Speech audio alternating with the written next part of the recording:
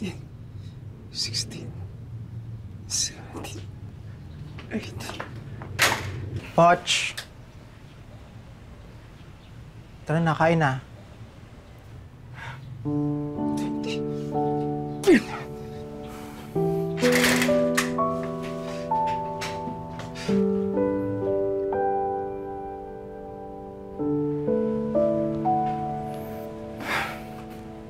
Saan ka punta? Sa labas, pangin lang. Tumawag ako sa school nyo. Ano? Natake ka daw ng asthma. Nangyari? Tagal mo nang di na-atake. Puyat ako nun. 2 araw. Tapos lang na exam. Yun naman pala eh. Ni-review ng school ninyo yung case mo. Hindi ka daw disqualified.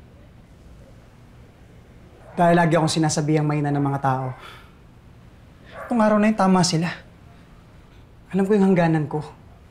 At di ko kaya magsinungaling sa sarili ko di tulad ng ginawa mo. Pochi, wala naman dapat magbago sa ating dalawa. Tutulungan kita, magpalakas ulit. Magpupulis ka.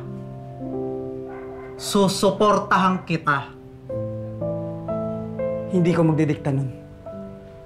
Bakit yung pagiging bakla mo ba diktahan ko? Itong baklang to, bumuhay sa'yo. Ang baklang to, hindi nakapagtapos, makapag-aral ka lang. Itong baklang to, kapatid mo, tanggap mo man o hindi. Hindi ko ine-expect na magpasalamat ka para sa mga bagay na yun.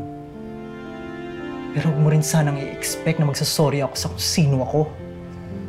Dahil hindi ko to pinili.